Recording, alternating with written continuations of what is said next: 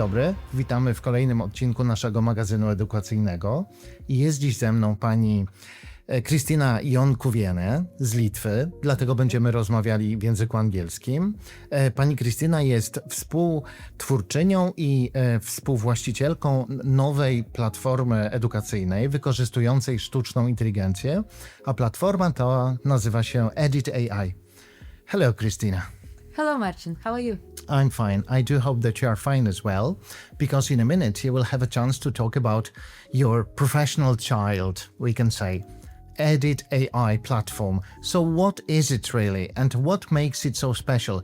What distinguishes it from other platforms that are available in the market? Okay, so EditAI is a teacher's assistant to ease the work of preparation for the lesson, to get the engaging lesson for kids with a lot of slides, with a lot of exercises, video references, all related to real-life events, phenomena, all multidisciplinary and problem-based learning and also project-based learning. And actually we came up with this idea not so recently. We came up with Kęstutis like 5 years ago, when we were visiting many schools, doing very interesting projects, strategic projects for schools, working with municipalities, with ministries closely. And we saw how much challenge does it take for teachers to meet the standards of a society, this push to do different lessons, to do engaging lessons, to engage this generation of kids that are demanding interactivity, that are raising more and more questions why we learn what we learn, right? So the teachers are those who have to answer those kids' demands. And then we thought how to help them, how to really understand their needs. And 2.5 years ago, we started to create a platform together with teachers, for teachers, and that is the distinctive thing for edtech startups, together with them, and meet all their demands for the content of the lesson. So first of all, for them was very important the language, their local language, and of course the educational national program. That all the lesson would be in line with a framework, with a national framework, but also it would be integrated with real life situations that for kids it would be immediately engaging and interesting. Let's say if there are Olympic Games, why don't we learn history, geography, languages, biology through sport and through antiquity and through all that is around Olympic Games. If it's volcanic eruption, we can also explain a lot of material, formulas, definitions that are already in the program. But when volcanic erupts, children are talking about this in corridors. So if the teachers capture the right moment of the right phenomena and situation, they can bring in the classroom and capture all the attention of the kids. And the EditAI, the platform based on AI, just helps to kind of make a nice dish from all those ingredients of program, educational program, of real life, of kids' interests and hobbies, and also like make a good content for them to learn. Because what we believe, and all educators probably believe, you don't have to teach kids. If they have motivation to learn something, a small kid, they want to grab something, they want to see mommy, so that's why they start to walk. You don't teach kid to walk. So we believe if we bring more of this in the classroom, with the help of technology and spark the interest of the kids through the lessons that are related to their lives, we will win. And what are the countries that you have collaborated with so far? Because as long as I know, EditAI has already started in some parts of the world.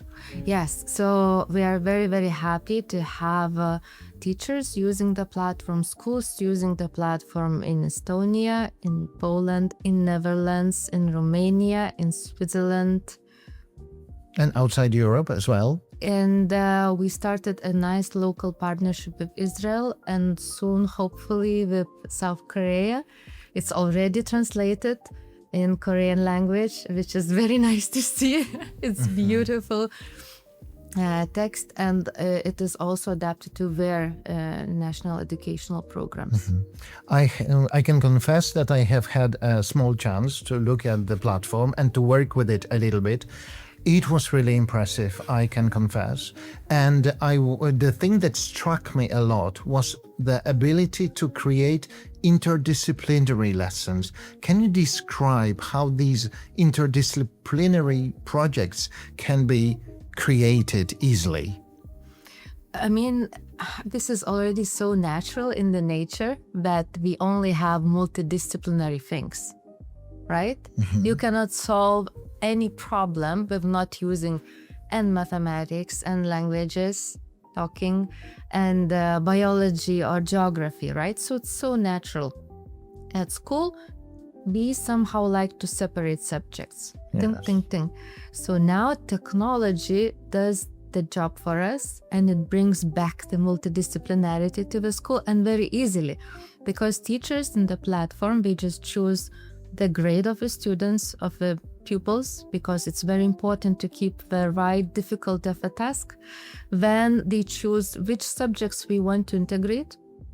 Or if, for example, I'm a biology teacher and I'm open to any kind of subject integration, the platform can suggest me to integrate with, for example, biology with informatics, or arts, or music, or physical education, and learn all the nice body movements and functions during the physical activity.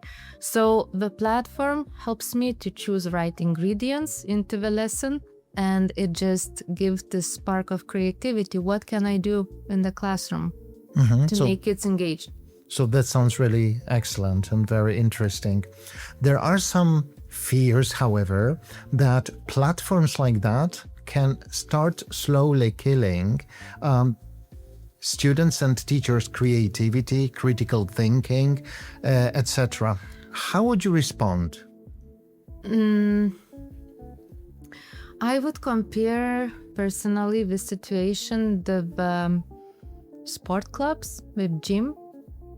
Then as humans, we were having a lot of physical activity, farming and hunting. We didn't have sport clubs. But when we felt that we don't move enough, we are not fit, we started to build them and to go to do a sport either in a gym or outside by the river, running in the park. The same will be with our cognitive capacity in every single profession. Would it be educators, doctors, lawyers, politicians? If we feel that we are losing some competence, naturally we will find a way to create brain gym, to create the activities where we would really, in a short period of time, with again regain and even maybe surpass our previous cognitive capabilities. It's inevitable, and I wouldn't say that the technology would stop us from willing to be smart and nice and fit. Excellent. Okay. As long as I understand and remember, you incorporated or implemented the national curricula into the platform. How does it work? What does it practically mean to, for example, a Polish teacher interested in using the platform individually or as a project in the school? Educational programs worldwide we see are super similar to each other, because we uploaded already Australian programs, Polish programs, French, Switzerland programs, and so on, and we see the difference.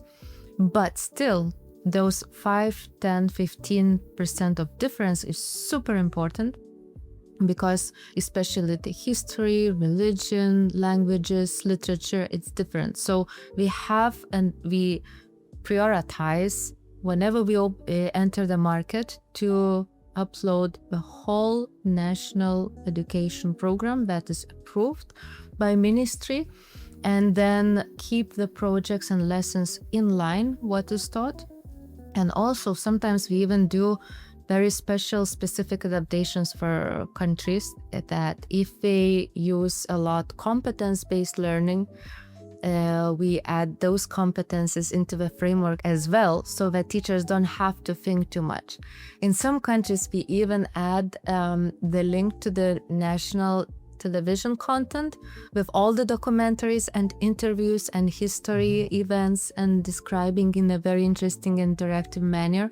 So we adapt little by little to every single country, because there are specific, there are, their own culture and education, and that's how we keep the platform specialized. That for the teacher would feel like it's really helping, and that everything what they need is already done by us in the background, and we don't have to think. We don't have to think about the program, about the grades. So in the future, we want to add even more functionalities and students access and assessments and much, much more. And the video is generated automatically with kids, for kids.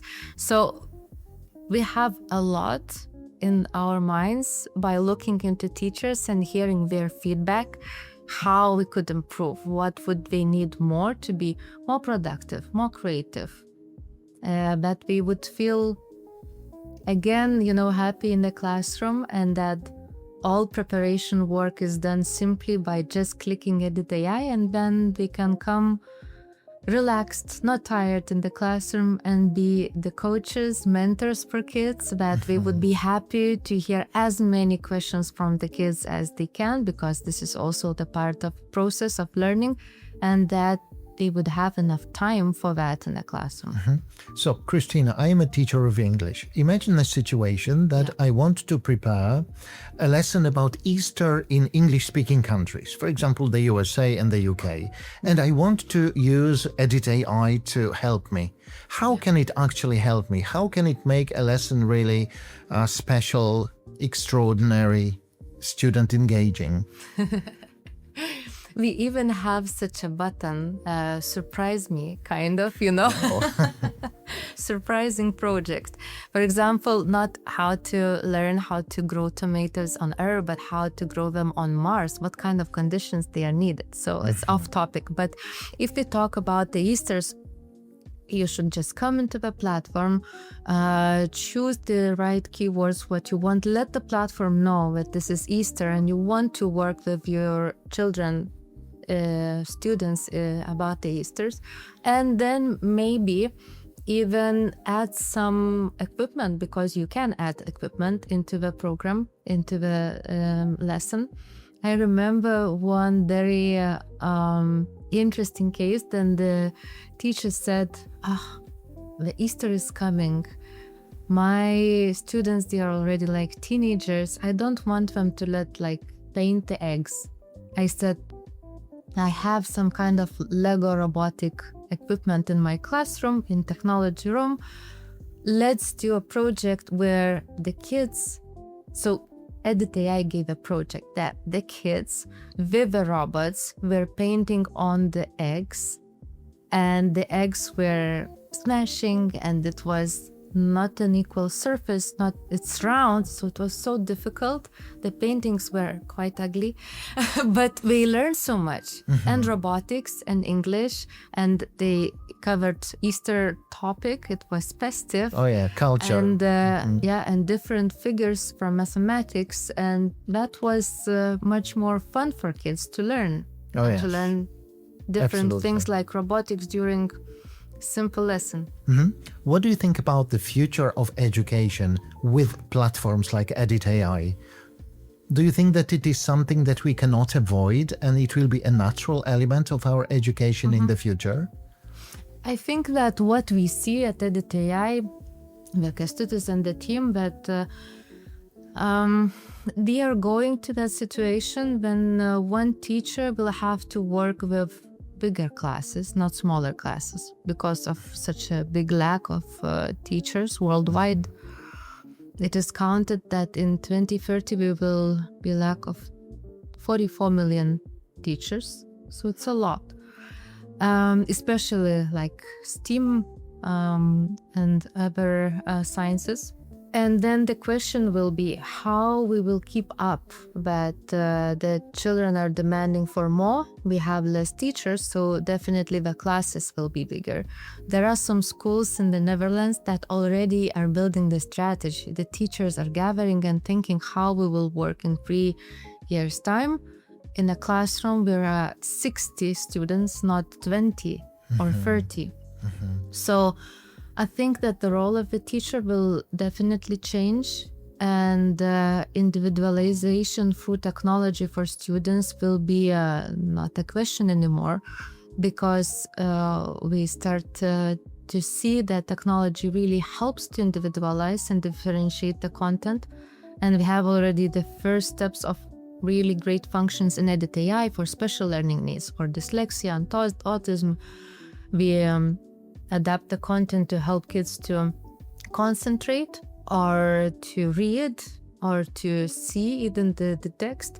So with technology in the future, we will cope better with the problem when we have a lot of students in one kind of room, or even not room, maybe classes will be different, but individualization, personalization will be felt by each student, because technology will allow us to do that. And I don't know all the answers, how it would look like specifically, but just it's inevitable. Okay. I must tell you that after our conversation, I feel even more encouraged to start working with EditAI. I'm very happy. It was a pleasure talking to you. Thank you very much, and all the best with the development of the platform. Thank you very much. It was very nice talking to you. Thank you very much. Bardzo dziękujemy.